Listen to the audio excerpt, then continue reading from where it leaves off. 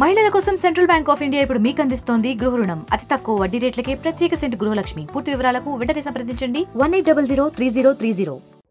నిన్ననే హరగోపాల్ సార్ నేతృత్వంలో విద్యా పరిరక్షణ కమిటీ ఆధ్వర్యంలో ఒక సమావేశంలో అందరం కలిసి మాట్లాడుకున్నాం. ఏం చేద్దాం విద్యారంగం కోసం అని అనుకున్నాం. అప్పుడు చాలా సూటిగా ఒక ప్రతిపాదన ఏమొచ్చిందంటే, అందరం కలిసి ఉధృతంగా ఓ ప్రచారం చేద్దాం 4 రోజుల పాటు. మనం ఈ సమస్యను తీవ్రంగా తీసుకొని మనం గట్టిగా ఊరూరు తిరిగి విద్యారంగం ఎదుర్కొంటున్న సమస్యలను అర్థం చేసుకొని పరిష్కారాలను ప్రజల ముందు పెట్టి మద్దతును డిమాండ్ చేస్తే తప్పనిసరిగా ఇటు ప్రభుత్వం కదులుతుంది, అటు సమాజం కదులుతుంది. కలిసి రాగల అన్ని శక్తులను కలుపుకొని ఒక విస్తృతమైన ప్రచారం విద్యా హక్కు పరిరక్షణ కోసం అని చెప్పి అనుకోవటం జరిగింది. స్థూలంగా అతి త్వరలో దానికి సంబంధించి ఒక కార్యాచరణ కూడా ఆలోచించుకున్నాక అప్పుడు దానిపైన వివరమైన ప్రకటన చేస్తాం. చాలా కీలకమైందంటే విద్య అనేది సామాజిక మార్పుకు దోహదపడుతుంది.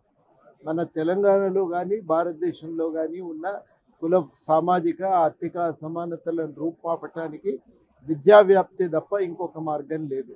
అయితే కీలకమైందంటే గత 10 ఏళ్ల కాలంలో విద్యా ప్రమాణాలు పూర్తిగా పడిపోయినాయి. అట్లాంటి విద్యారంగాన్ని పునరుద్ధరించి అందరికీ నాణ్యమైన విద్య అందే విధంగా ప్రయత్నం చేయవలసిన అవసరం ఉంది. అటువంటి ప్రయత్నానికి అందరం కలిసి గట్టిగా ప్రయత్నం చేస్తామని కూడా ఈ సందర్భంగా హామీ ఇస్తాం.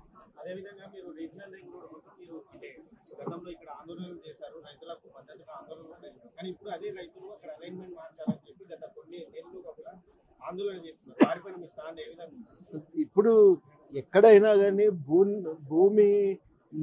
భూ నిర్వాసితులను నిర్లక్ష్యం చేయటానికి వీలైనంత వరకు భూసేకరణ అవసరం లేని పరిస్థితులు రావాలి.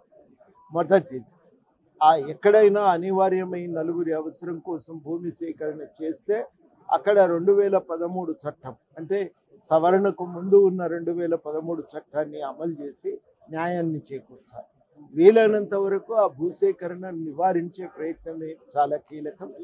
అనివార్యమైన చోట మాత్రమే ఏదన్నా నలుగురి ప్రయోజనాలు ముడిపడి ఉన్నాయనుకున్న చోట ఓ స్కూలో ఇంకొకటో ఉన్న చోట అటువంటి సందర్భాల్లో 2013 చట్టాన్ని పాటించాలనేది నేను ఆ పాత ఆలోచన. ఇప్పటికి కూడా నేను దాన్ని వదిలిపెట్టలేదు.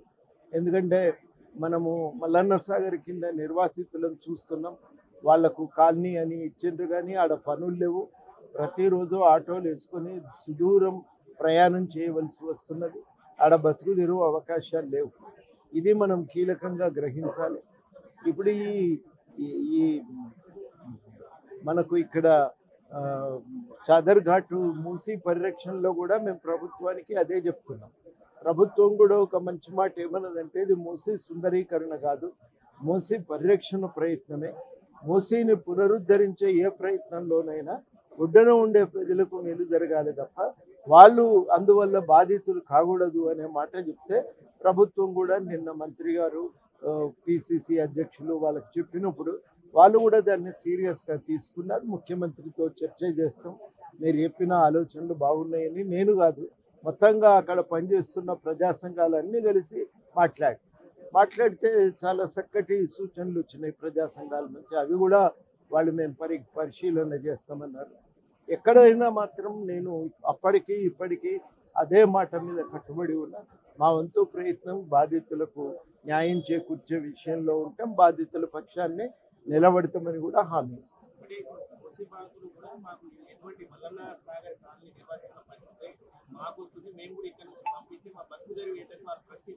అందుకనే మేము ప్రభుత్వానికి ఏమన్నామంటే, మూసీ పునరుద్ధరణ అంటే మూసీ పక్కన ఉన్న ప్రజల పునరుద్ధరణ కూడా, వాళ్ళ జీవనోపాధి అవకాశాల పునరుద్ధరణ కూడా.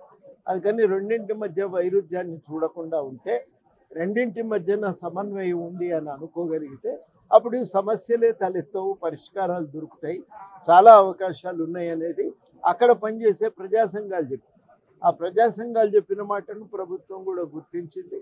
తప్పకుండా ఈ విషయం మీద మేము అంతర్గతంగా ముఖ్యమంత్రి గారితో కూడా చర్చించినాక మళ్ళీ ఈ విషయమై మేము స్పష్టంగా వస్తాము, ఒక ప్రకటన చేస్తామని కూడా వాళ్ళు అన్నారు.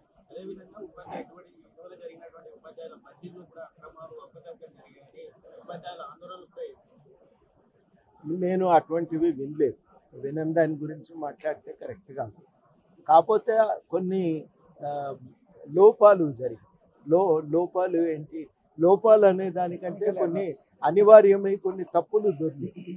ఇప్పుడు ఏమైందంటే గూడూరు అనే ఊరికి ఒకళ్ళు ట్రాన్స్ఫర్ పెట్టుకున్నారు. ఈ మండలంలో 2 గూడూరులు ఉన్నాయి, పక్క మండలంలో గూడూరు. ఇప్పుడు ఇది ఏ మండలం అనేది సరిగ్గా అది నంబర్ తప్పు కొట్టేసరికి ఏమైందంటే ఇక్కడ గూడూరుకు రావాల్సిన వ్యక్తి పక్క మండలంలో గూడూరుకు వెళ్ళిపోయింది. అట్లా జరిగింది. అట్లాంటి పొరపాట్లు కొన్ని జరిగినాయి. సాంకేతికమైన సమస్యల కారణంగా కొన్ని పొరపాట్లు జరిగినాయి. సాంకేతికమైన సమస్యలే అవి. వాటి విషయంలో కూడా మేము ప్రభుత్వానికి ఇవి చిన్న చిన్న తప్పులు, వీటిని కూడా మరి పరిష్కరించి ఇంకా సంపూర్ణంగా న్యాయం చేస్తే బాగుంటుంది. ఏమవుతుందంటే కొంతమంది టీచర్లకు కంప్యూటర్ పరిజ్ఞానం లేక అక్కడ మనకు ఈ డిటిపి సెంటర్ల వద్ద వాళ్ళు ఆ కంప్యూటరు నడిపే వ్యక్తి మీద ఆయన బాధ్యత వదిలేశారు. వీళ్ళు చూసుకోలేదు సరిగ్గా. అట్లా పాపం జిల్లాకు 4, 5 అట్లా నష్టపోయింది. అట్లా సాంకేతిక కారణాల వల్ల అట్లా నష్టపోయిన వాళ్ళకు కూడా న్యాయం చేయాల్సినటువంటి అవసరం అయితే ఉంది.